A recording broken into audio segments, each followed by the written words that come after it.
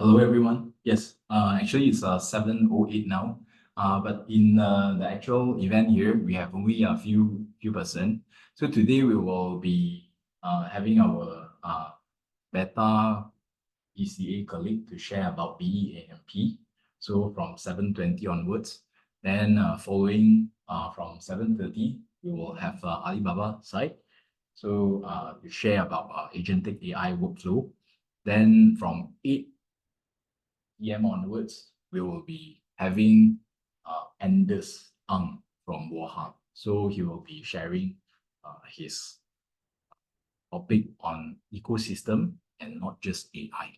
So for today, right, I will be recapping with you on our AI Hackathon event. So for today, right, okay, let's go through. So from the start, we started this entire event since 20th of February. So on the 13th of March, we have our second group discussion. So today is on the 10th of April. It's the third group discussion. So our topic today should be sharing of what we have already received so far. So far, we have only 55 registration. So as usual, this topic is not easy, and we are taking your own initiatives and efforts. So therefore, hoping we can have more participants, and the registered participants can stay online and stay throughout and really submit their items. So we have revamped and improved our content. So this event is still open for registration. So as you can observe over here, right, 22nd May is the final write-up. So we have still like around 2 months time, right? It's not that full 2 months, but it's more than enough that I felt if you have a certain intent that you want to automate, not only using AI, but agentic AI. So to improve your automation, using this agentic workflow to orchestrate whatever work for distributed work automatically. So therefore, this may be a good attempt. So it will, I thought it can change the way we work. Instead of we people, human, doing the production work, we are asking, defining agents. The agents can carry out the work. Then we can orchestrate, we can define, we can further manipulate the whole thing. So it suits our intent. So the ultimate goal is really to ask the machine to carry out the task to fulfill our intent. So for here, 22nd May is still will be the final write-up submission. So there are still time for the registration for whoever that's interested. So this is the registration link, and in the website we have it as well. So later I can share. So for this round, right, we have design, change, check, manage, contract, fabrication, construction, O&M, and other preferred topics. It's open. So you name it, you can have it. So, and this round, we have Alibaba Cloud site to support us. And concurrently, we have also Google Trailblazer. So this is agnostic. So it's not a competitive platform. It's just how we engage different solutions at your preference. So for your own purpose, okay? Okay, so let's move on. So proof of concept. So for now, right, it's just a proof of concept that you need to develop. So to apply what you have learned, the techniques within this very short period of time. So for example, AI agent for automation and codes checking. So you can set up the agents, ask the agent to clean your data, then to analyze whatever rules that you implied on to check against the compliances, then to ask them to do the reporting for you, right? So this is the one-page Google Sheet. So this is the whole content. So the questions involves the problem statements. How do you, what is actually your problem statement? So who is the one that's engaged? What is the pain point? So what is the gap of the current commercial solution? What is the impact and size of your problem? right? So with these several layers of considerations, so it will help you further refine, define, and develop your whole scope. So from there, we move on. So to zoom in to the POC, proof of concept. So you don't need to develop the entire minimal viable product, right? Just some certain POC. So for a very clear objective, for specific, measurable, and achievable outcome. So what is the objectives? You need to have that targeted outcomes. So you need to define it together with your team, or you can participate as a person. So how Gen AI and agentic workflow actually helps. So moving on forward is to craft a solution, test it, and document it. So the approach, the tools you are using. So what are they? So what are the AI and digital tools that's being used? How these tools contribute to your solution, the method, the process, the benefits, right? Is important. So what are the strategies that you apply?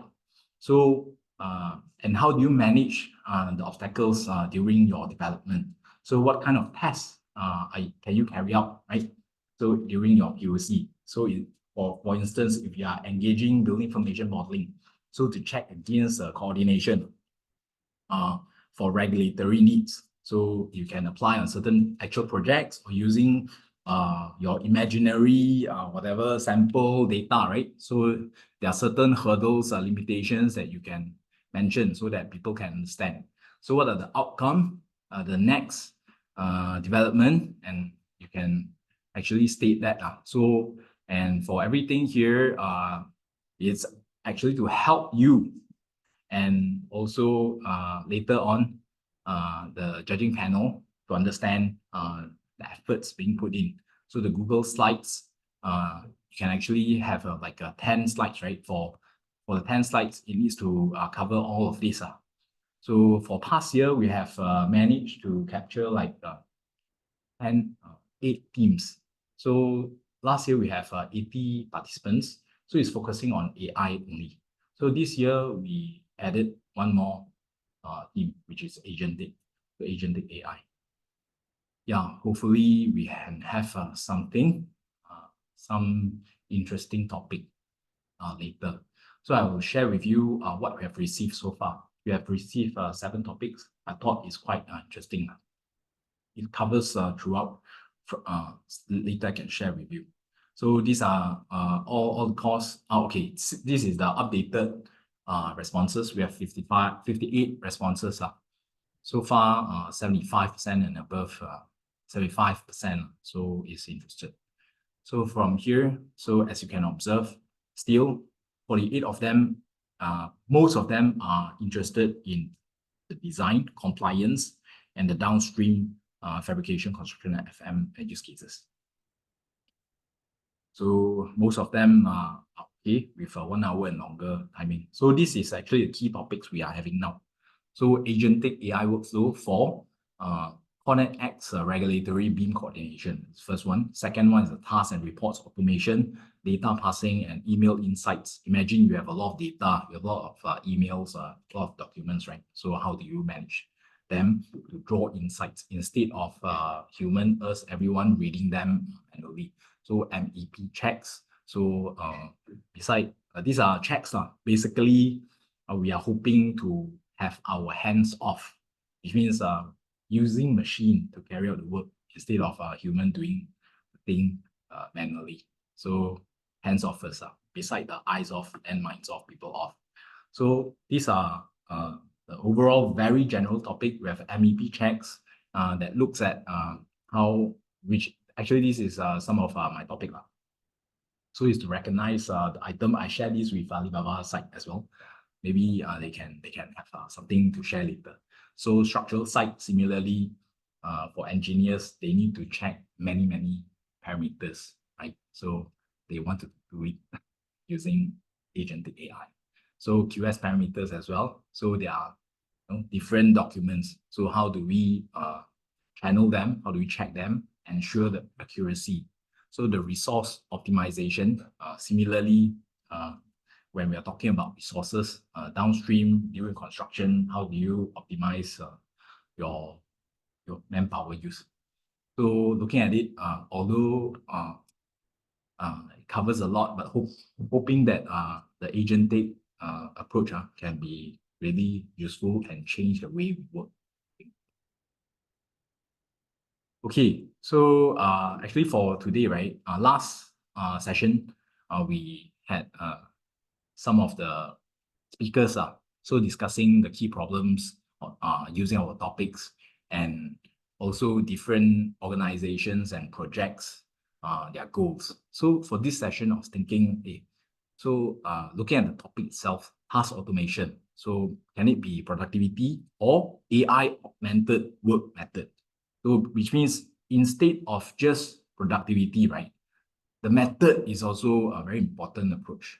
So yeah, this morning we were discussing, so when we are doing things when we are thinking ways forward, we can also ask the AI to augment us on their available data to think for us as well. So therefore, we can ask AI to debate, right? So instead of people debating, we have a third party.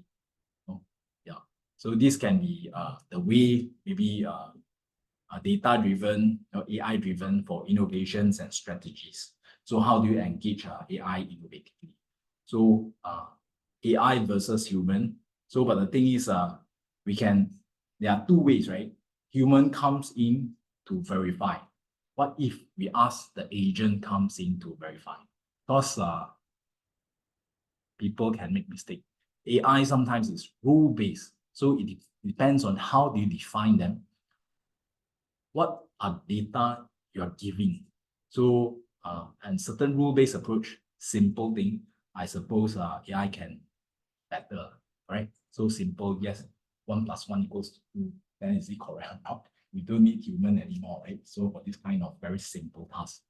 So for those more complex one that relies more on human needs, maybe a human would be able to come in to sit in more effectively.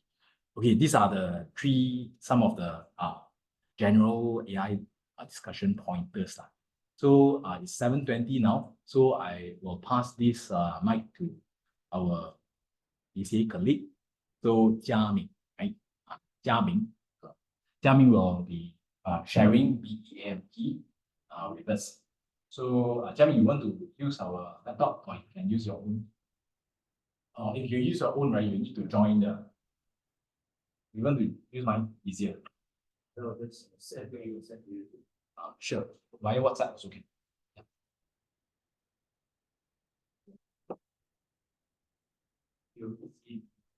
WhatsApp.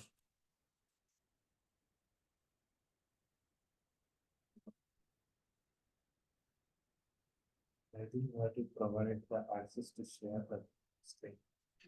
Oh, yeah.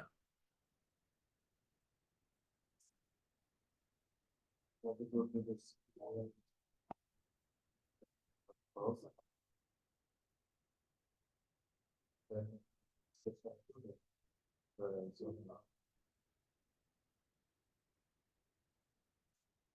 Okay, so while waiting, right? So this is actually the website. So this is about us lah. So everything about the event, the timeline, the registration form is over here. So there are also CPT points so located for it. So these are the benefits and purpose. So these are the past year's program and details. So all the write-up submissions are available. So this is this year's. So for past years, it's also available in here. So the write-up is quite detailed. So discussion and sharing. So today we are on the 10th of April. So for past session, right, we have recorded it and hopefully it can be ready and released soon. So these are the results, past year's results over here. So these are the past year's results. So for the resources, we have also shared openly. So everything here, right, you can just copy and paste. So just throw it into DeepSeek, OpenAI, or when, so you can have understand in detail. So yeah. So I'm using like a multi LLM. So whatever I do, right, so it's actually at the site, so you can track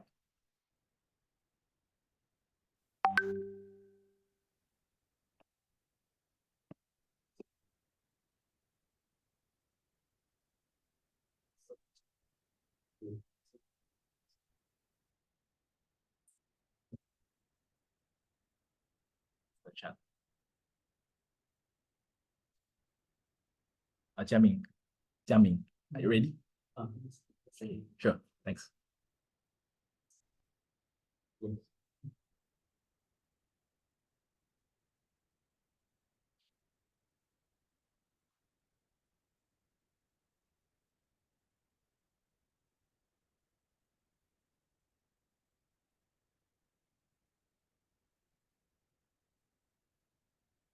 Okay. I can while waiting, I'm still waiting. So let me share how I use a multi-agent to explore certain. Oh yeah, no, yeah, sure. Let me explain and I blow it up. So okay, so normally I use multi-agent. So how do I use it? So we have one question, right? For instance, how can I engage agentic AI for MEP legend recognition and counting? So for technical drawings in for its cost estimation. So for here, right, this is DeepSeek. So in DeepSeek is free of charge, right? So and there are also Quen and over here. Okay, right here.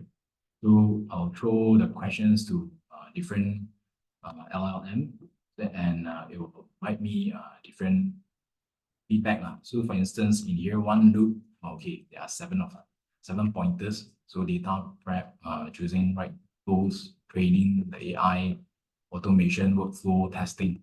So in a DeepSeek, right, define problems, it's like method, right? So AI techniques. Similarly, so as you can observe, OCR, agentic workflow, tools, detection, implementation step, challenges, examples. So in agent, it is OpenAI 4.0.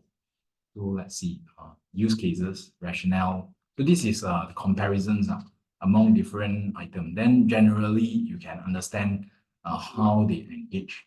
There are similarity, right? As you can observe between this Quen and OpenAI, they have 7 pointers. I'm not sure whether it's coincidence or something. So yeah, but yeah, so this is how I work on it. So with here, then you can compare, you can even copy paste everything, throw it into it again, then ask it to consolidate pointers and then methods. And I understand you can also generate graph. So in terms of workflow, how you can actually look into each and every individual items. So for instance, if you don't understand what is agentic AI, so you can just ask what is agentic AI, and then in here, right, what kind of tool is the best tool? So and you can request for free of charge, open source. So they will advise you. Yeah, so this is generally how I work. So early on, I managed to develop some application to Streamlit to using this kind of method. So I thought it's quite useful. But that one is really AI only, LLM. So now agentic, so slightly different, which means we can actually split the work, then define different agent and chain it, then for the task. Yeah. So Jiaming, are you done? Sending to me now. Okay, so is it sent? Arno?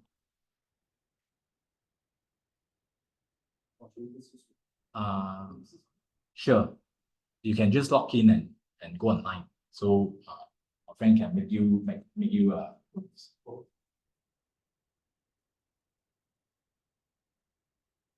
yeah, you can just go to this website, aihackathon.pro, then go to the discussion and sharing. There's a link over here. Just click to join. Just go to your laptop. Yeah. The aihackathon.pro. If you cannot access, right, you need to send the thing to here because yours is government laptop, right? Yeah. So I think the easiest is just send it to the WhatsApp. Actually, what is the BEMP document you want? Or you can go to the website, you can explain it. Yeah, so it's now already 7:30. Nearly, you have 2 minutes. Yeah.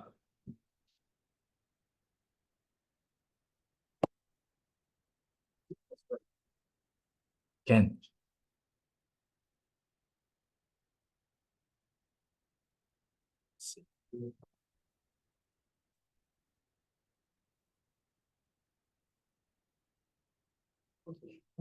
Yeah, WhatsApp you already.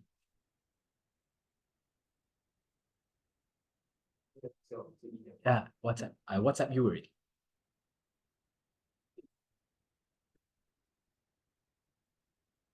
Yeah. So generally, this BEAMP is meant for Built Environment Accelerate to Market program. So it's a two-stage program. So the first stage is looking at the POC. There will be certain grant, so supporting it, that takes roughly around 3 to 6 months, depends on your complexity. Then after the first stage, there will be moving on to the second stage. It's really that when POC is ready, then you are going into the marketing phase, right? And exploration and further development and refinement. So there's a beta phase. So that will take roughly around minimum around 12 to 18 months. So this is the two-phase BEAMP. Yeah. So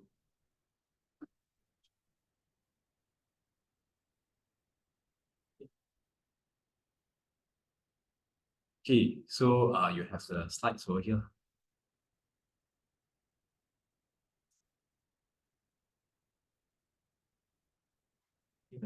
Okay.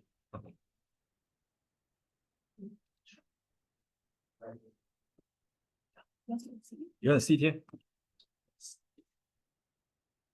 Yeah.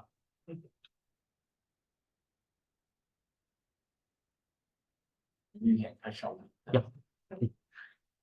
So yes, hi everyone. So I'll just briefly talk about the Built Environment Accelerate to Market program. So this is more about sharing our upcoming cycle 6, the 6th iteration we're launching in this year. So without further ado, I'll just dive in.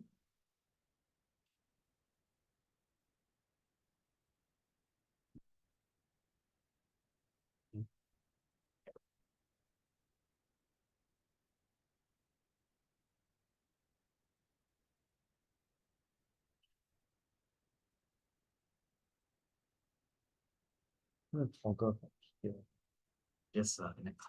This is a PowerPoint. Slide. It doesn't appear. Slideshow. We go to slideshow.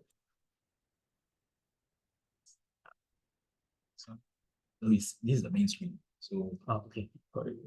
you press next. Okay. Okay, so yes, more on our YBM. So I think it's mainly down to three reasons here.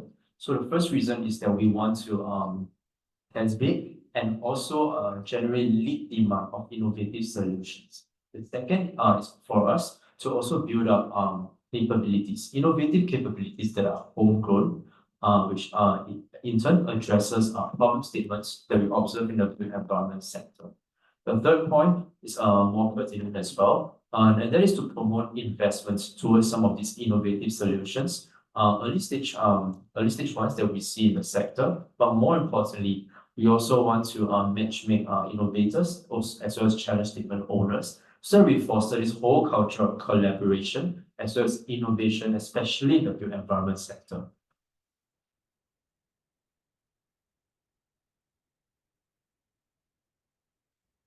Okay, and since our launch in February 2019, we have made significant strides. The first is, of course, we've managed to identify 96 unique challenges from 63 industry firms, which I think is a good step forward because I think this is also a good testament of the strong industry engagement that we have had and also the impact that we have generated in the built environment sector when it comes to addressing some of these pain points and even accelerating some of the solutions development as well. And today we have also awarded about 49 projects over the past 5 cycles. So in terms of how our program is being structured, it is down to 2 phases. The first is the accelerate solution development, the second being the market development. So in terms of the accelerate solutions development aspect, it is more for innovators who may not have a prototype ready. So the whole funding which is up to about 50K. It is for them to accelerate the development of a prototype. The end goal of the ASD phase is to develop an MVP at the end of the day. And the next phase is the market development phase. So this is for innovators that already have an MVP, but they are looking to test bid their solutions to not just have that market validation of the technology, but as well as the technological validation as well. And something new that we have launched is the commercial trials aspect. So once innovators, usually when they have done the ASD and MD phase, usually for commercial trials, it is more geared towards small volume production, which it hopes give these participants a head start when it comes to market penetration. So all of these phases, ASD, MD, as well as commercial trials, the whole idea is to provide our applicants and the solutions that we observe towards industry adoption so that we can also transform the whole industry. And the thematic pillars, as you can see here, something new that we launched is the sustainability pillar. Broadly speaking, the thematic pillars that you see here are in line with our industry transformation areas, focus areas that we're trying to drive across, whether it is to improve productivity or collaboration across the value chain or in the construction sector, or even sustainability, where we want to also meet our sustainability goals by 2030 as well. And in terms of this year's Cycle 6 timeline, what is going to happen is that between actually March and April, between these 2 months, we're actually going to announce our intention to launch a Cycle 6 later this year. So this is more to gather interest from prospective challenge statement owners as well. And from there on, we're actually embark upon 2 industry engagement sessions. This is for us to engage with the challenge statement owners to better understand the sort of pain points that they face, as well as some of the broader pain points that we may see or any unmet need in the construction sector. And moving forward to around July or August, that is when we will work together to also scope and refine the challenge statements before we officially get them approved. And then come September this year, here is where we're going to launch the Cycle 6 of PM officially.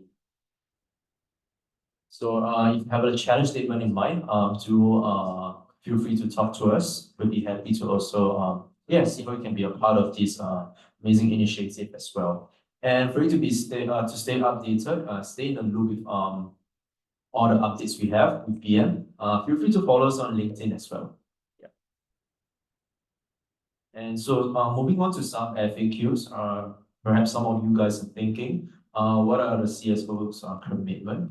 Generally speaking, they often assist with the publicity. But more importantly, I think something that is also very important is the provision of test bidding resources, as well as the industry knowledge that they bring to the table to help with the adoption of these solutions and also the test bidding of the solutions. Lastly, who owns the IP? It is very much a negotiation process between the innovators and the CSOs themselves. Yeah. Thank you so much. Thank you so much. So let's move on with our friend from now, Dr. Ferdi. Yeah, I think I need the access to share.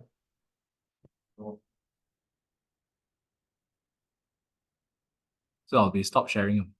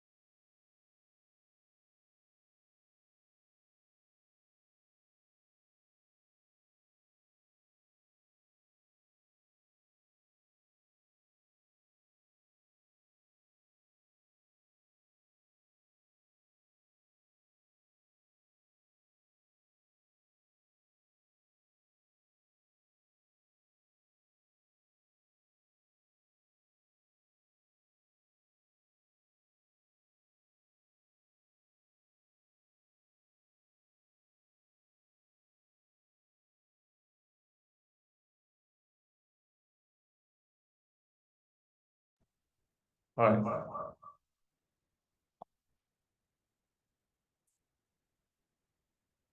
Okay, so can you turn off the mic? Okay, so this super intelligence is like the pathway which we are going to see.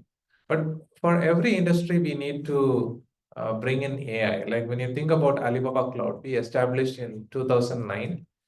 Since then, we are number one in the Asia Pacific because we have like a huge number of data centers in this cluster of like the Asia Pacific region. And then when it comes to China, of course, we are undisputable. And then in the global scenario, we usually toggle between the number 3 and the number 4 positions. So these are like based on like Gartner and IDC statistics. And even for the recent statistics released by Gartner in terms of generative AI, we are like leading when it comes to the other cloud service providers. So this is our journey of Alibaba Cloud. So we established in 2009, and then we got our first customer in 2011. And then until 2014, we were like a China business, only China business. And then we went global. And in 2015, we established our first data center in Singapore. And Singapore is like the headquarters for the international business of Alibaba Cloud. So for Alibaba Cloud, we have the China business and the international business. So the international business will be managed under like alibabacloud.com. And for the China business, it's aliyun.com. So those two businesses are like totally different and managed with the two different units.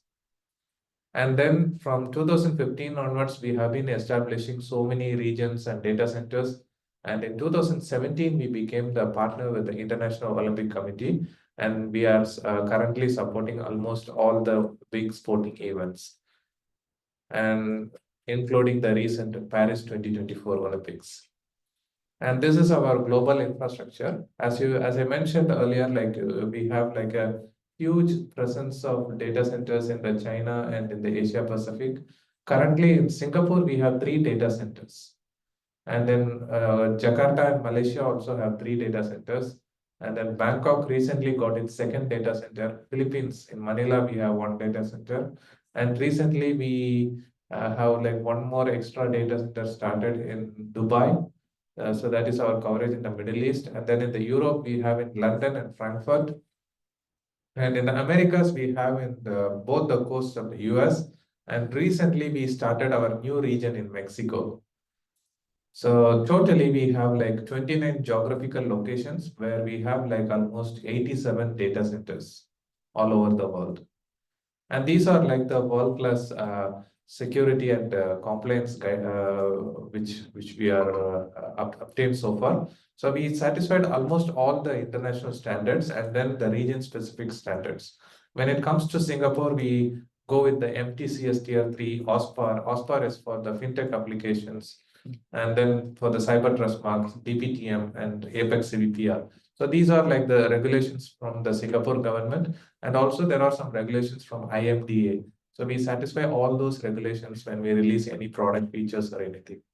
So the data which is stored in our Singapore's data center will be like governed by the local regulations as well. So it pretty much provides a better data security. And yeah. And then we go with the privacy law, like Singapore has its PDPA Act, so Alibaba Cloud satisfies those privacy as well. And then for Olympic, we helped the Olympic Committee to move from the traditional computing to the cloud in the year 2022 during the Winter Olympics in Beijing. And in the last Paris 2024 Olympics, we have stored almost 11,000 hours of recording. So this included the gaming events and then the medal ceremonies and even the behind the scene interviews and so on. So like that, we have provided so many solutions. Now I have this cloud Memento. This is like a generative AI solution which we provided for the Olympics. The same like this solution we can provide for the buildings, like the architects, if they want to provide like a holistic view of their architecture design, you can use this generative AI solution. So I'm just showing like how we used it for Olympics. So you just take a picture of a person like the pose which is mentioned over here. So it can provide you the solutions on how it provides like the actions. So you can take it like a cloud memento.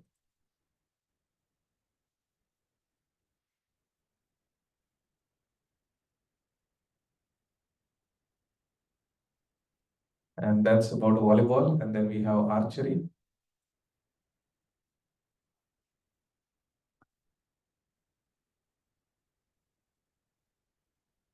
So this is just by using the still pictures, like the two-dimensional image, which will be converted into video. And similarly, we have like wrestling and judo. Now coming to generative artificial intelligence, that is Gen AI. So that is the buzzword nowadays. What exactly it is and how it differs from the normal AI. So when you think about AI and generative AI, both are designed to think like a human. There is no difference about it. But the place where it differs is that generative AI will enable the system to respond like a human.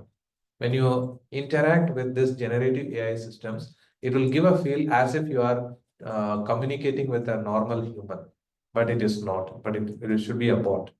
So the solutions which we provide, like you can give like the input in the form of text and you can get the response in the form of text. Also, you can have the response in the form of images you can generate. And then we have the music you can generate, and then the sounds you can generate.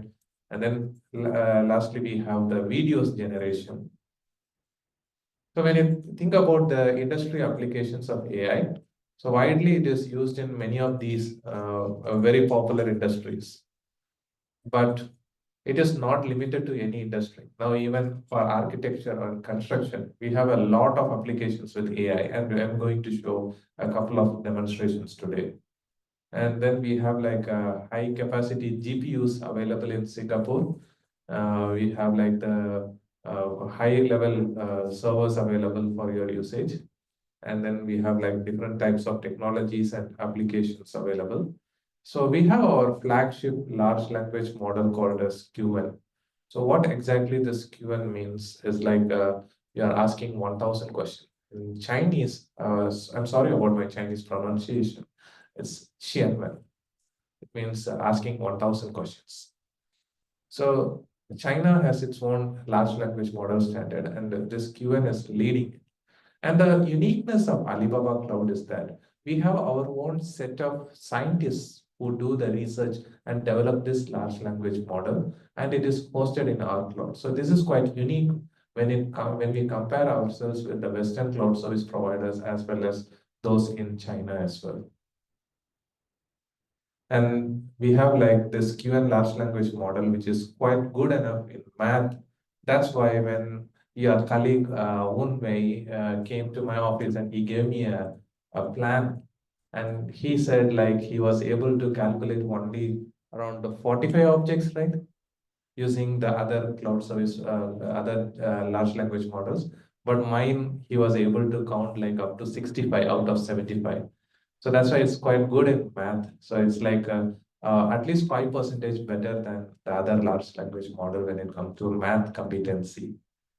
And then we have like different types of benchmarks and it provides much better. But when it comes to the same QN 2.5, 72 billion parameters, it's better like in high school math and college level mathematical problems. And then for multiple programming language proficiency, and then different other benchmarks.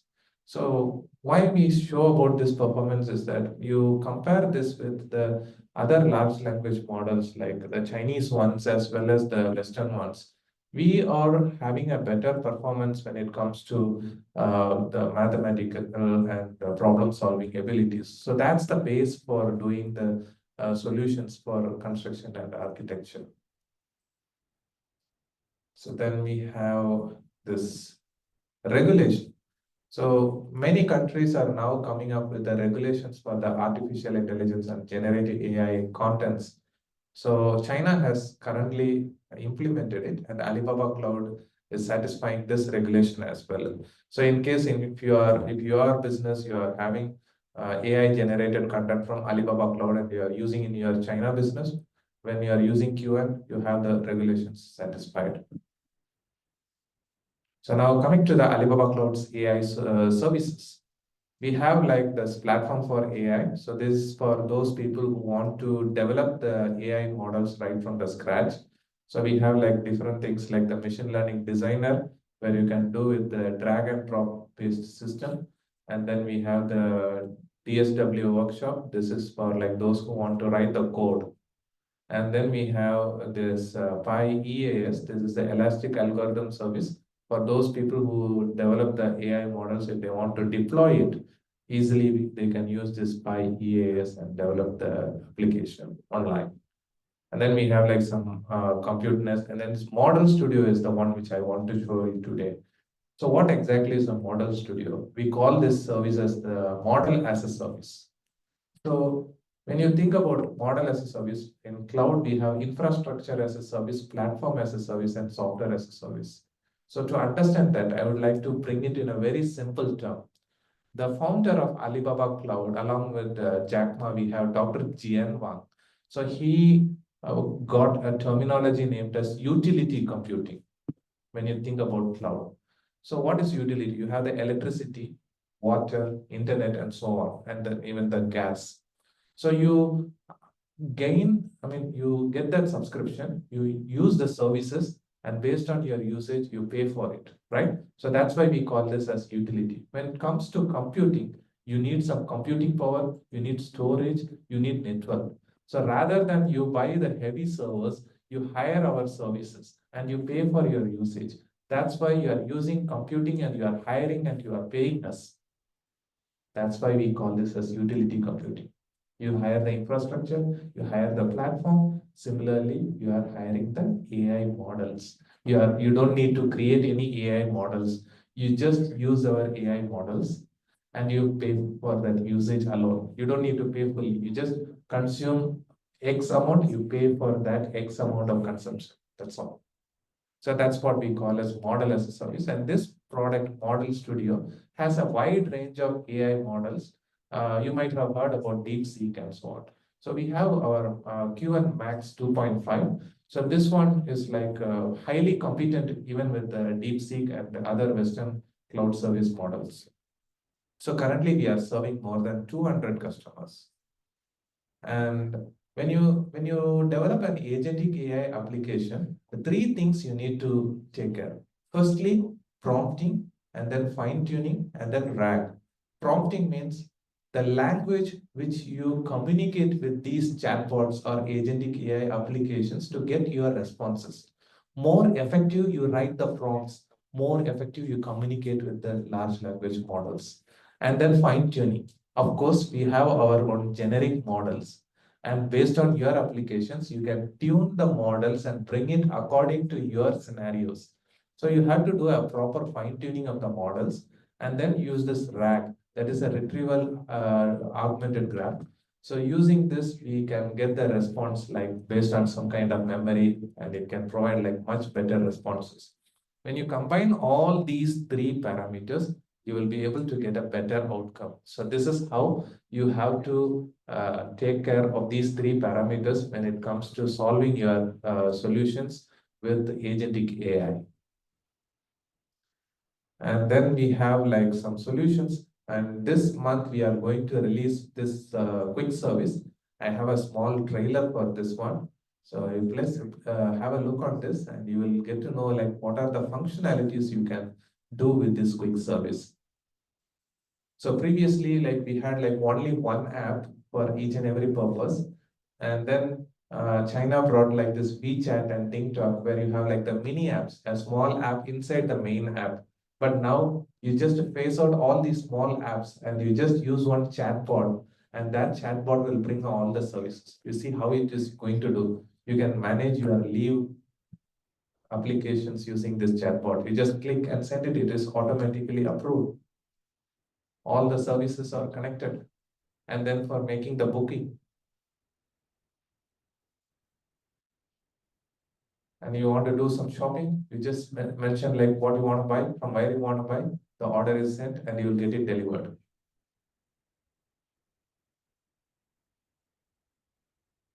done the payment, and then it will be sent to you. You don't need a Grab, you don't need a Foodpanda. It just use a chatbot and you get it done. So this is an agent-based system, like you create your own agents and then it will get it done. Similarly, for your problems, if you want to create a solution and you can create an agent like this in your chatbot and provide it for your organization, and everybody can use that same chatbot and do the solutions like this. If you want to do some cost estimation, you make a bot for the cost estimation and create it for other people. They will be using that bot alone. They don't need to have any other specific app. All the services all done. So this quick service is releasing this month. So then we have like so many other AI service solutions which we have, which I'm not going to consume much time with this deck. I'm now going to the demo on how to use our agentic AI solutions to solve some of the issues with this building and construction industry. So for this, I have taken some data. Let me show you.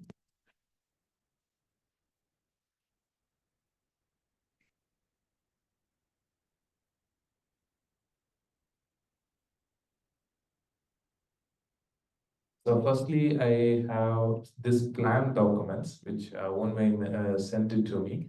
So, okay.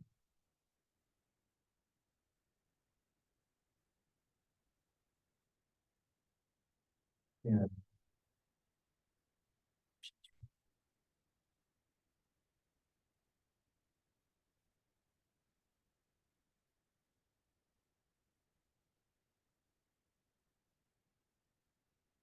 Yeah, I think I have two screens.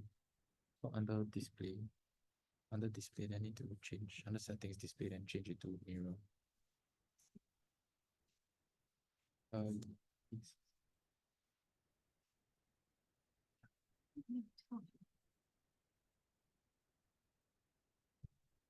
yeah. I think display settings. Second, this one change to mirror. Second one change to extended display, change to mirror. Yeah. Yeah, both. Done. Okay. Okay, so now it is available here. So I was given this particular kind of building plans with the different types of legends. So you can just browse through, like, you can have like different types of legends here, not here.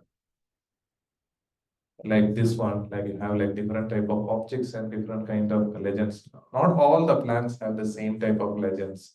So in case if you have a standard type of legend system, you can use some machine learning algorithms to train all the images and then get the solution.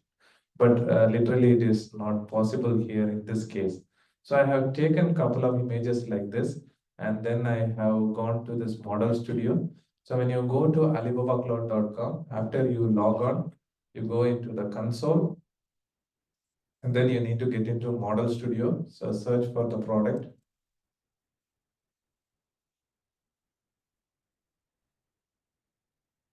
So here we have this large language model with the playground and as well as multi-model. So here I can take the VL and go to the visual model. And then we have many models like QEQ, QNVL, QNVL plus, and so on. But this QEQ Max is like quite good when it reads the images. So I select this particular model, and then I need to select the image, the plan document which I have. I have just stored in my desktop. Let me find out.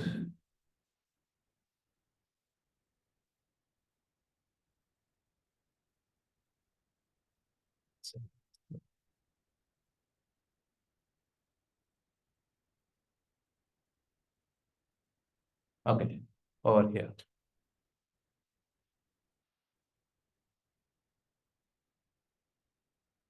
So here I have to write the prompt. So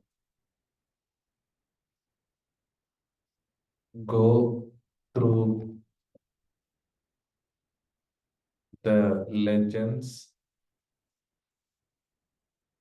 in this plan and count the number of objects based on the legend in this plan. So I just gave a prompt like this, and then I asked the question. So it will start answering. So you can see like it will firstly think, and you can see like the plan document.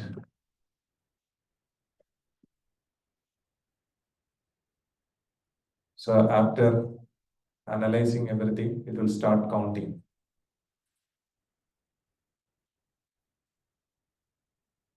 It will give a very detailed expression.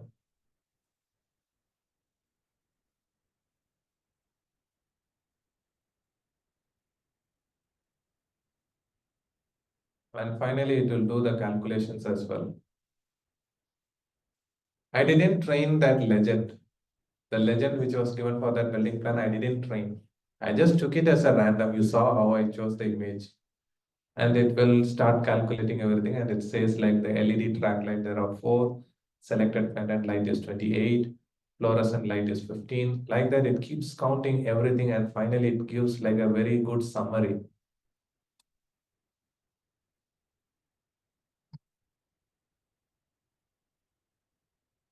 So the inventor of this must have trained it first. Pardon? Certainly the inventor of this model Mhm. must have trained it first by feeding as many legend and drawings. No, it will just go through the image and it will understand what it is there based on its own semantics, and then it will apply to this image. Maybe I can add on. So this model itself, right, is called the foundation models, large language models, where it's being pre-trained based on a large set of data from various industries. So it's not specifically for building, construction, architecture industry only. So it's similar to ChatGPT. So it able to recognize the legend. So let's say there might be some corner cases, edge cases that might not be fulfill what you want, the questions that you ask. So we can further prompt it, further fine tune by using various methods like RAG or prompt engineering, and adjust the parameters, maybe the temperature of the queries and etc. to further fine tune to provide a more accurate answers according to your industry. Yeah, so this is the Model Studio, which is our platform to allow the users to further fine tune the models. Can you check the accuracy? Maybe you want to verify with the left. The accuracy, I think it's not that perfect. It will not give 100%. But when it compares to the other large language models, it's giving like much better. Like you can say like the difference between 70 and 90, that kind of difference we are making. But that response can be made much better by improving the sentence which I wrote. So you just see the content I wrote, like go through the legends in this plan and count the number of objects based on the legends in this plan. So it's like a very simple language. So you can add more sentences and give more in detail on how you want to read that particular image. So more efficiently you give the prompt, you will get a better response. So by trial and error, you can find out the best prompt which can suit to your building plan requirement. So this is one kind of scenario I would like to present here. Pardon? Yeah.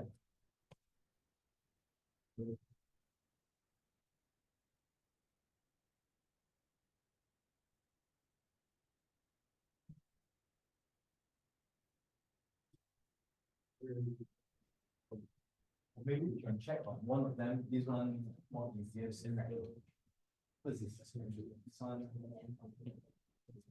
Actually, what's this? Asset con, right? Yeah, maybe we can check counting for this. How do we do that? On the small work is there. So I think that like this account. Go back the browser there. Like it is like a simple, it's an icon, the name of the account is there.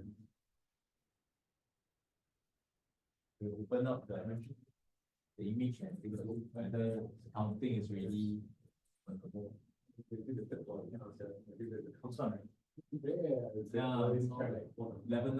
Yeah.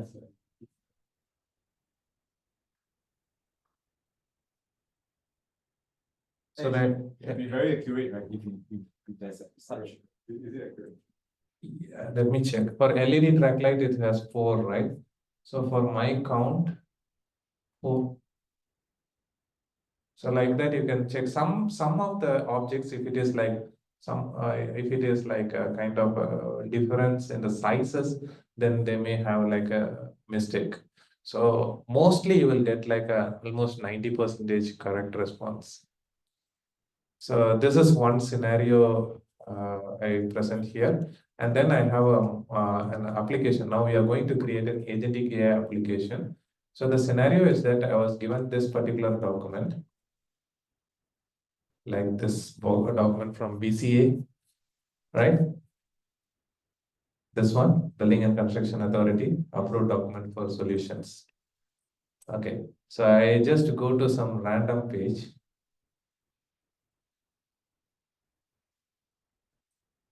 So I have to see this mechanical self weights and something which is near an image I'll take.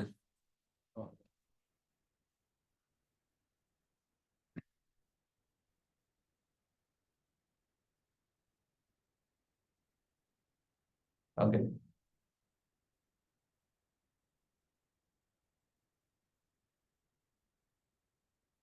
Requirements to prevent climbing. This is what I need to find from this document. So for this, I want to create a knowledge base. We have the large language model, which will, if you ask any normal large language model, it will give you a general response, but it will not fit to this BCA requirement. So how we can make an agent which will respond like an agent from BCA? So that's what we are going to do. So in this particular app, we have to go to this data management. And here I can upload the documents. So I already uploaded this approved doc. So you can upload any PDF and everything. So you can click on import data. And then I click onto it. I renamed the same file, BCA doc. And then I open this. And then confirm. That's all. I have added that into the documentation. So now I have to use this file, BCA doc, as in the knowledge base. So firstly, I have to create a knowledge base for this. In this data application, I have this knowledge index, and then I create knowledge index, and then I name it as SIA Hackathon.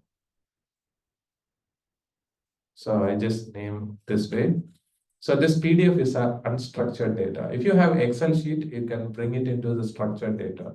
But since PDF is unstructured, we just make it this way. And then I go to the next step. And then I have to select the file.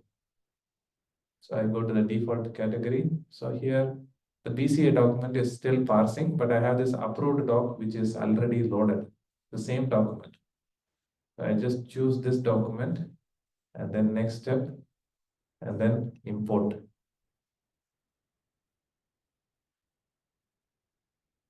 So it will take a little bit of time to get parsed. It will analyze the whole document and add it with the large language model. So this model is like specific to you. Like we have the foundation model. When you are adding this knowledge base with the large language model, it will become your own customized version. So now we need to make the system to answer the same way like what you need. So for this, I go to the My Applications. So then I create an application for this, create directly. And then I have to select a model. So I will go for our flagship QN Max 2.5.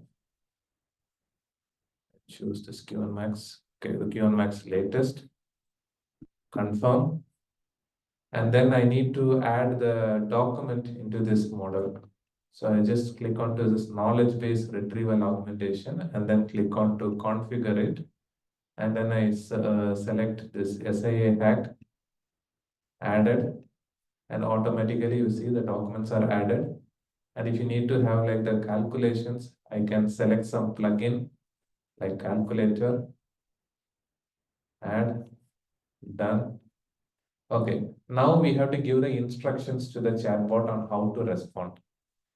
So respond like, respond like an authority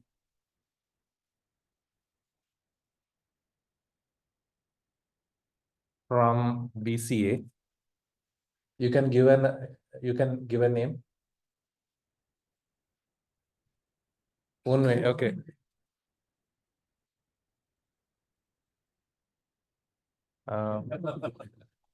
Present all the answers with necessary images. I have given like that. And then we have to just publish it. That's all. It's very easy and done. So now we have the chatbot. So from this one, I have to ask about requirements to prevent climbing.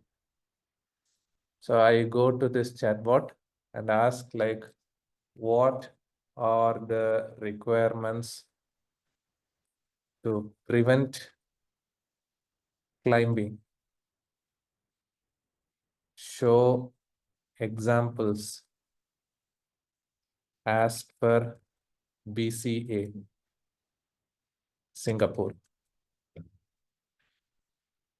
Then it will start responding here. So it will say like from where it comes from, the paragraph H3.4a in the document, H3.4a.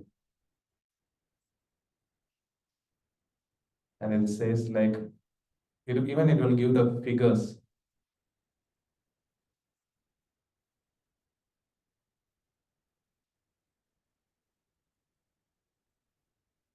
See, you have the image source also.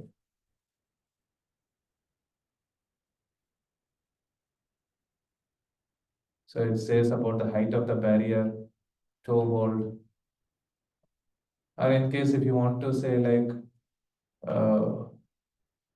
write about the dimensions for staircase. So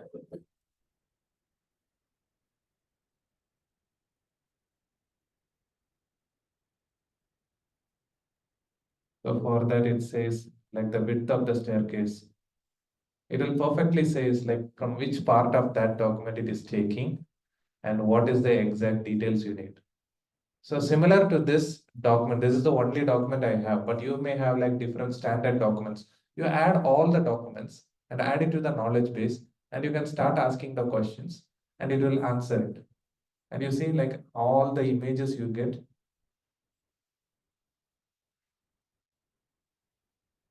And this we use in a local server without going For the local server, in your laptop without going online. Would it possible to use this as such? It depends on your laptop configuration, but in general, some of the models are too big for local laptop, but it can be deployed in your local computer as a local company, like a server. What if I just want to use within my laptop? Yeah, maybe I can answer that question. Yeah, so we have various deployment mode. So one is SaaS, which is available on our cloud already. Then another method is hybrid. Hybrid is where maybe some companies it has concerns in terms of data privacy, data residency. So they would like to store their data on their local computers, let's say, or their local servers. But they still use this Model Studio as a platform to further fine tune and train and query for the models. So this is the hybrid. Then third method, which is what we mentioned, everything locally on local servers or even your laptop. So your laptop is like your server. So the problem is your laptop, does it have a very high GPU? If it has, then can support. But usually we don't recommend because it consumes very high compute and GPU. Unless you host at local servers, which is your on-prem servers, which is you need to maintain cost, electricity, bill, etc. So and you can't pay as per usage, which you need to fork out a huge amount of money to pay first to purchase the server, and then you leverage on it. But for our cloud, Alibaba Cloud, because we are a cloud service provider, so we are the one who actually do all this maintenance infrastructure, and you just use as you need. Yeah. Any questions on this agentic AI? Maybe just one question about this rack observation, right? When you upload your document, which is there certain like settings as to how you choose to vectorize the document? Like is it Yes. simple splitting or are you actually doing like semantic splitting? When you upload the document, it asks some parameters, you have to arrange that. It's like the options you have to choose. It will ask whether it is like the vertical splitting or the other way, intelligent splitting. So that you have to specify. I'll show that one. So here I just publish this. And then I go back. So I show you create, sorry, in the data management. So I import the data, and here for the intelligent document parsing, you choose.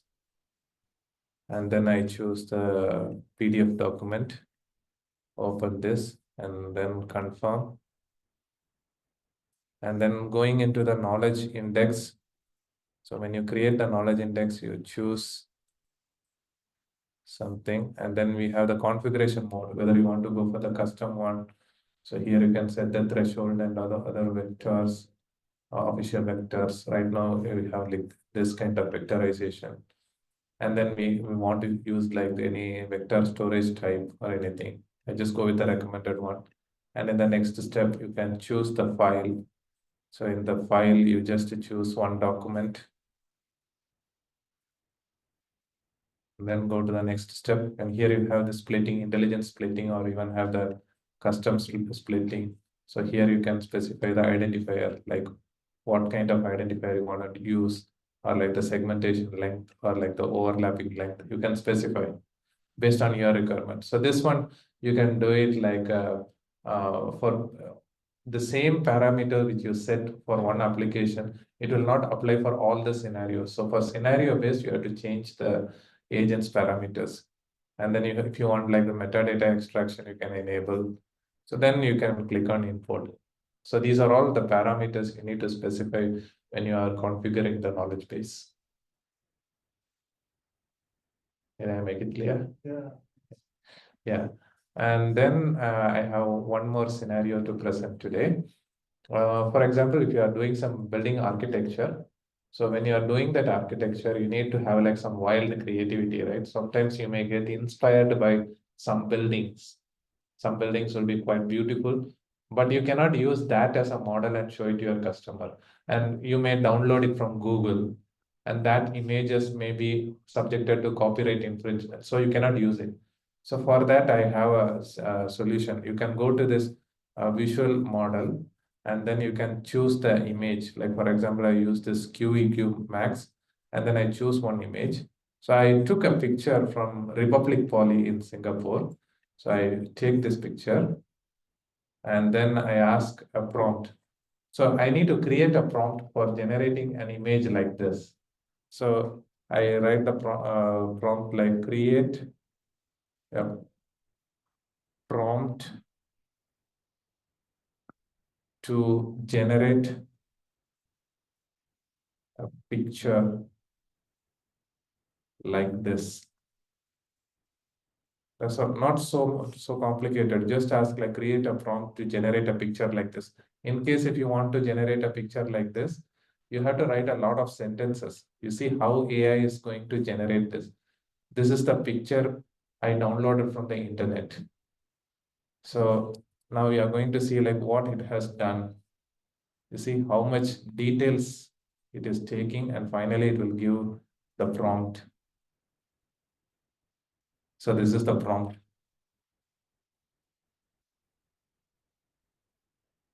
So this prompt, when you copy this and go to this Wangxiang, this is our Dongi Wangxiang product. So here I used this prompt. So you can see like the reference image. So the reference image is like this. And then when I generated, you see the picture. So this generated image doesn't need any copyright because you have done the prompting and you have generated the image using AI. And if you use it for your projects, nobody is going to question you. And in case if you want to create a video with this image, you can use the same function to do it. And for generating these kind of images, it will take like less than 30 seconds to generate. But for videos, it will take a little bit time. We generate like up to 5 seconds for each prompt. So that will be like up to like 45 minutes it will take for one video. Can we change the color, for instance, or the texture or certain columns that we want to remove using the same image? So that you have to use your creativity in this prompting. I mean, for OpenAI, we tried. So for this one, right, how extensive can we use? So I just want to know, for instance, if we want to change the window to, I mean, remove the window, is it possible? Yeah, you can do it, but that one is another service we have. So you can just log that particular parts and then you can do it. So you have like only, so for example, you have this particular pillar over here and you want to have like a different texture. Yeah, you can do it. So you have to lock the remaining parts of the image and make it free for only this pillar, this column. And then you have to specify what you want to do there. You write the prompt for that. It will generate according to your prompt. You can do a lot of things, even like I'll show that one. That will be quite funny. Don't just laugh at me. So it's quite funny actually.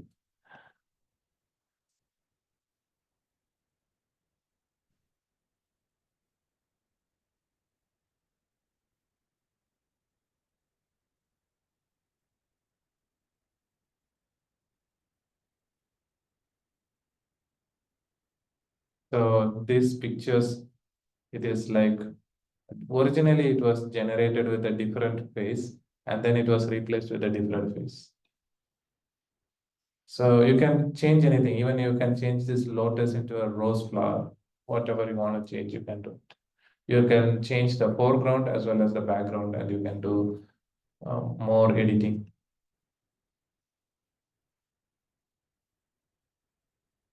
So for this one, we have like different varieties. So this is one building which I copied from the Google and tried to generate based on that. So I asked for like a futuristic building. So it gave like a different type of architecture. So it will give like a different kind of creative idea. So you can design different landscapes. So we have like both text as well as the multimodal AI, which you can integrate into our AI agents and get your solutions done. Earlier you mentioned there will be some tool for agentic workflow, right? Yes. By the end of the month. Yes, that quick service. Yes. Maybe you can explain what's the function purpose. Sure. Yeah. Yeah, after the release of that product, we can do it. Yeah. Okay. Sure. Okay, thank you. Deeper of drawing like building information modeling and the IFC. One used by in China is used by Golden unit cost. Of course, just now the legend counting. Just now the legend counting is quite similar to I think what Golden unit cost is doing. They are able to identify the image first and then do the counting by superimpose the columns and so on to count the legends and so on. But do you have one that is actually meant for building information modeling, like using IFC export and into the CSV file, which is the equivalent of exporting all the what we call dimensions. More on this aspect. Do you have that? Example currently in the ability to do LLM to Can try. Actually, I tried something with that particular image, the plan image which I gave. It gave like a perfect building plan. Like after you design the room, you have like what for example, if you're selling a condominium, you will say like this is the cross-sectional view, and this is where you have the bed, and this is the table, and this is where you have the washing machine, and you'll have like the designs, right? So those kind of things you can generate here. Yeah, but the technical term which you mentioned, I'm not sure. Maybe I'm not a domain expert in that, but if provided, maybe we can try and get you some solutions. Maybe may I ask, like currently how does architects nowadays actually convert your BIM IFC to Excel dimensions? Actually, I'm in a hybrid profession. I am the EIM manager for one of our architectural firm, and I'm also the quantity surveyor who is trying to quantify the whatever architectural product. Currently, the state of the art is that architects will produce building information modeling under the IFC equivalent format, and then export it to a CSV file and into the so-called cost packs, or in a Floden, in what you call a Floden cubic cost. So of course, since yours is a China product, we hope to see that it is already done on Floden cubic cost examples, which that's why I'm asking whether it is. So actually, I did add DeepSeek, and DeepSeek can do whatever you have already demonstrated tonight. The only thing they cannot demonstrate is the BIM. Of course, the answer given to me in the text form is that they have not tried out this 3D BIM export for counting purposes. Okay. Okay, let's attempt the AI agentic for the upcoming 2 months time. So for now, right, we have one more speaker to go. Yep. Right? Yes. Thank you so much. Yes, thank you, Dr. Freddy. So Thank you. Let's move on our final speakers. And there's yes, from Woha. So he will be sharing with us for the ecosystems, not only AI. So yes.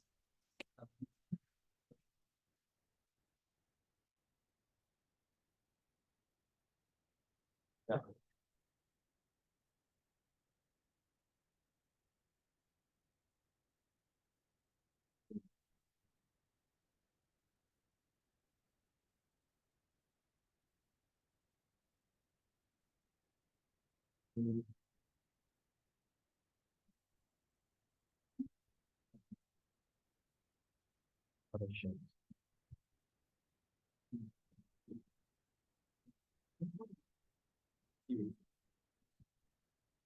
My desktop. Not my screen. This is this Oh, actually, he needs to stop sharing.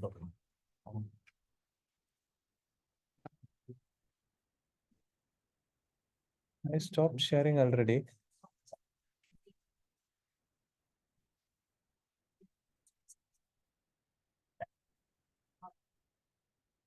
Oh.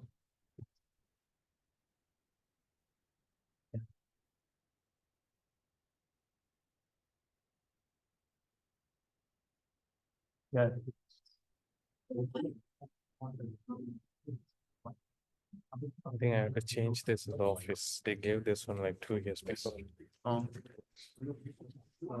This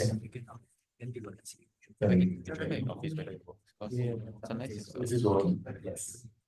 Great. Okay.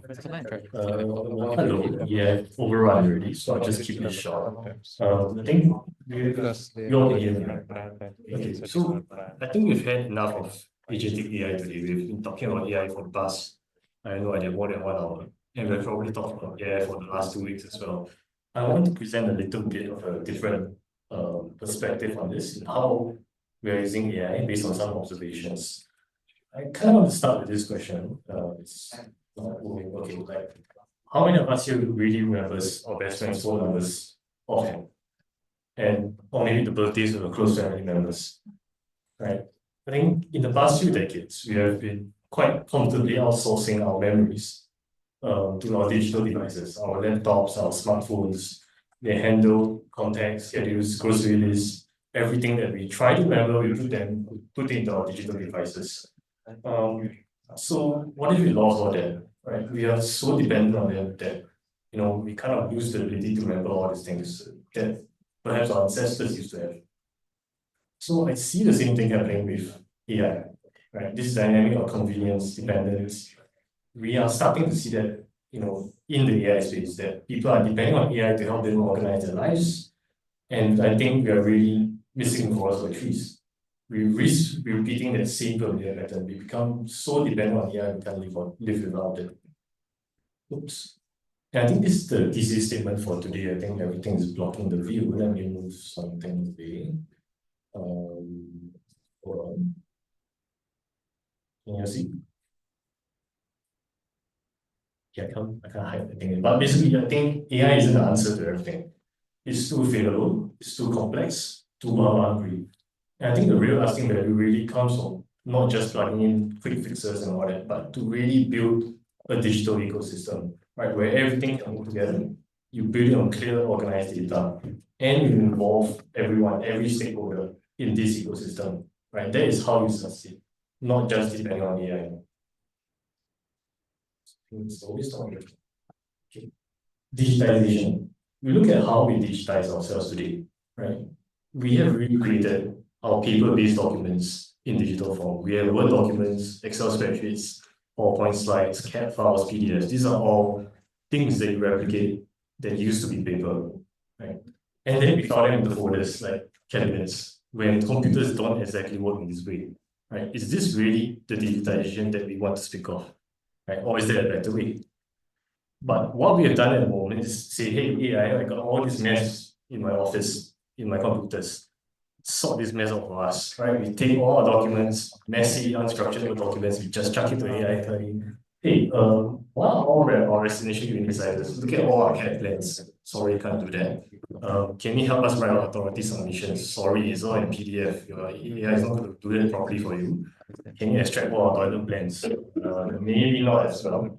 And I think that's the approach that a lot of businesses are taking towards AI. They're looking at AI, expecting them to help, clean up the mess that they have created in this very hasty transition to digitization.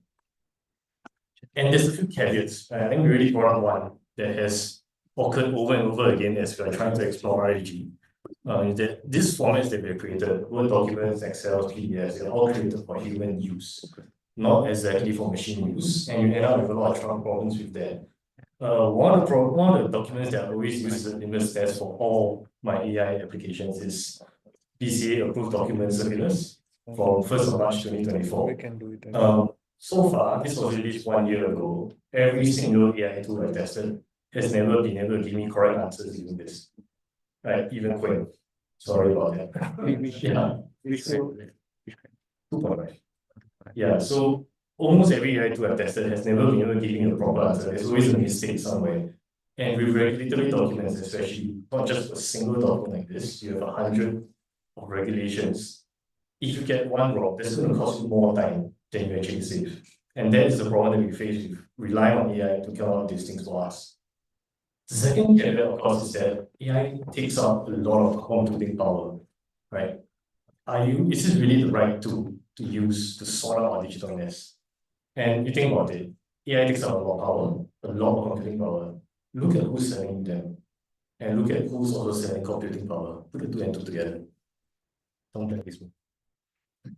So there's this fragile dependence on AI to compensate for our poor foundational data practices. And I think that is something that we really have to solve instead of just looking at AI. We shouldn't be looking at just AI alone. Right? We really have to be strategic about applying AI, use it where it fits the job. Right? There are certain tough problems to solve with AI. Like, let's say we talk about detecting cancer in the X-ray image. Yeah, that's a good use because human eyes are not always that reliable. AI can help us in that. But there are also many other tools that can provide us efficiency gains than just AI. Don't lose sight of them because they are not AI. Right? There's a lot of tools out there that can solve a lot of problems a lot faster, a lot better. Right? And I think it's really this combination of a variety of tools, whether it's old, I don't know, like crossover scripts, Python scripts, or JavaScript search engines. It's this whole ecosystem that you build together with AI that helps you be sustainable. It helps you find what you want, helps you do what you want a lot faster than before. But the question is how, right? First of all your archaic analog tools, PowerPoint, Excel, Word documents, PDFs, start to get rid of them because they are stopping you from properly digitizing. You need to look at how computers actually work, how they can bring value in ways that are more than just replications of what we have done in paper, right? And there are companies that are already looking at this. Notion, Airtable, Google Sheets. If you have noticed, they have started to incorporate more, in a way, digital capabilities to Google Sheets. There's a lot like, I think like tabs or tags, I can't recall what they have introduced. And there's also other formats to explore, Markdown, JSON. There's probably a lot more that I didn't include here, but yes, there are companies and tools that are coming up to help us move into something more digital than plain old PowerPoint, Excel, and Word. Another thing is you need to start looking at how people are, you're building systems. And recently there's this new thing called Model Context Protocol, which is very welcome. It's a way to create a unified way to talk to, or for AI to talk to various tools. Actually, it's just like API in the back end, but look at what these people are building, how they're talking to each other, and then make sure that whatever you're building also talks to them, because this is very important. You need all your tools to talk together. And of course, you need to get everyone on board, right? I mean, if you look at how our regulations are being dispensed nowadays, it's kind of all over the place. If even one person is not on board, it's going to give you a lot more trouble than it's worth, right? So you really, really have to get all your parties on board, not just the agencies, but also yourselves. And maybe just to end it all, okay, I mean, these are the three things I talked about, but to really end it all, don't forsake the non-technical users. Your non-technical users are also going to be part of this ecosystem. They are going to be creating content as well, and you really need them, right, in whatever system you're creating, because without them, your content is going to remain in Word documents, it's going to remain in PowerPoint. They're not going to be used to the tools that you're building. Talk to them, figure out what they want, figure out how they're going to use it, create your tool, make sure that they can use it as well. And that's how you achieve success in this, right? So in, I don't know, next 2 months, whenever you're building, don't forget about all these things, because they're very, very important to the future of how we use AI. And I think that's all. That's really short. Thank you so much. Any questions? So Questions? No, that's the day, call it the day. Thank you, everyone. Thank you. Thank you all. Yeah, thank you. Sorry, this. Okay, you just go to this is the circular from 1st of March 2024 on the approved doc. So if you look at this table over here with the headroom and ceiling heights, most of the AI tools I've tried fails at this particular table. So one of the ways that I found pretty reliable to test whether a document is being parsed properly or not is to just tell the AI, can you reconstruct this in Markdown or JSON? And when they try to reconstruct it, you will notice that there's misinterpretations along the way. Yeah, so that's how you test whether a document is actually being parsed properly or not. We actually found that AI cannot read tables. AI can only read text in a normal paragraph form, but not table. Yes, and the problem is a lot of these circulars are in tables. It can. Now the recent versions of our large language models, it can read the table. You can, as he mentioned about the JSON format, right? JSON files, you can, if you specify that data, and it can pass through it and it can provide answers. And I mentioned about unstructured and the structured data. Unstructured, I put the PDF, it can go to the text. In the structured place, you can put the Excel sheets. So then we have the SQL data, whatever it is, like the table-based data, you can put into it, and it can read through those tables and provide you the answers as well. Sorry. So yeah. So both are kind of correct. I think the issue is that AI can do some of that, but it cannot do it 100% reliably. That is the state now. So not just Quen, other models can also look and try to understand table format, but it doesn't always get it correct. So sometimes the headers are wrong and whatnot. So I think that's just how it is. So it can do some of the scalability. Like if you can generate some of these are correct, but it's not 100%. I think that's the reality.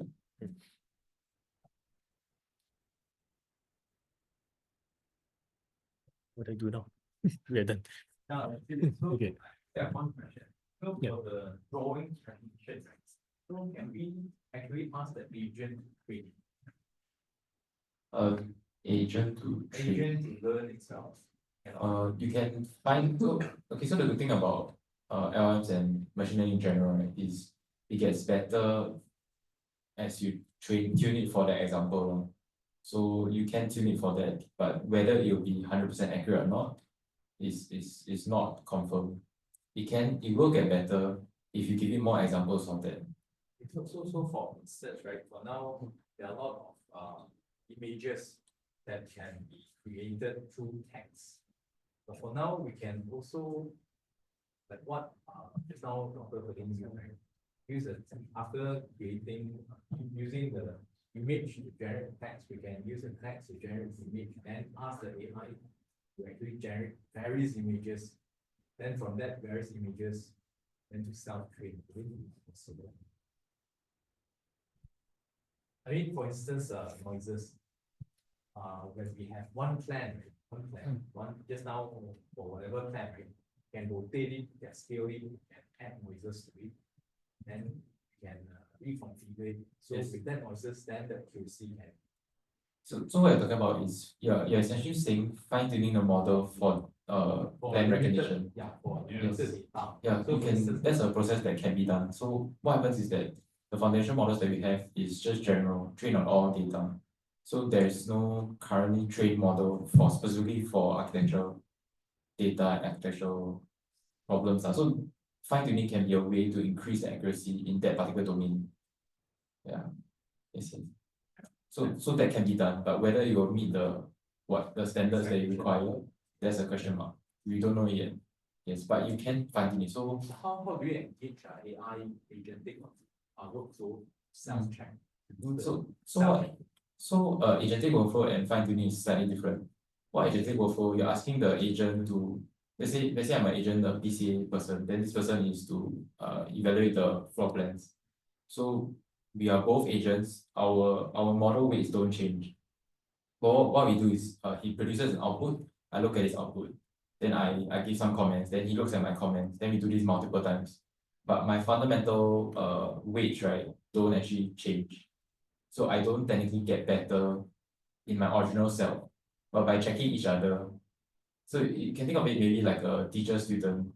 Like when the student gives the answer, the teacher will look at the answer, then give some more hints. Then the student will take the hints and then write another answer. But the students like IQ level, whatnot, is the same. Yeah, so it's like multi-checking. Multiple agent is to multi-check itself. So there are papers that show that it does produce better results than the original models itself, but the model itself is not retrained. Yeah, so if you really want, one way to do is both retrain the original model with new data, like you suggested, and as well as the agentic workflow. Yeah, that's one way to improve in this particular domain. Yes.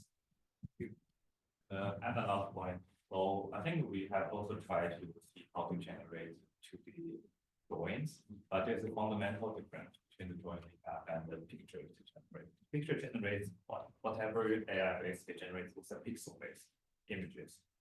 It cannot match the level of our DWG, which is line and also the hash, all these kind of data formats. Fundamentally, format is quite different. So from my point of view, pretty hard for me to imagine transformation drawing can be done by the curve there, unless there's a change of the basic data format. AI can write some code to draw the lines or this kind of thing instead of generating the images. So I have an answer for this one. So you mentioned like different types of imaging and then some conventions about it. So here I would like to mention a universal research issue, which we call as the data bias. So the large language models or any AI models which we have today, it comes from like the data which we have trained. Like if I just give like a very layman term, how a machine learns is like how you teach a toddler. You teach a toddler like this is a wood. You teach that kid as wood, it will say it is wood. If I have another kid and say like this is plastic, that kid will learn as plastic. So it depends on what kind of data we use it to train that model. And when it comes to these kind of images which you mentioned, the number of images of this particular scenario is very limitedly available online. And the number of images which are used to train for these kind of knowledge bases for the foundation model is literally very less. Maybe in future we have like more and more images fed into the retraining of this particular large language model. The accuracy can improve and it can go much better. So right now we agree that it is not perfect like as you mentioned, but provided when we have more and more data fed into the retraining, the accuracy can go. So this is not just with Alibaba. You take any AI model, it is the universal syndrome, I can say. So you might want to know China, I buy Alibaba. If I want to go America, I go buy Google. Up to you. Depends on the Yeah. tariffs. Yeah, you want more tariffs, then go with America. Perfect. No, that will. Yeah. Thank you so much. Thank you. Thank you, Anu. Thank you.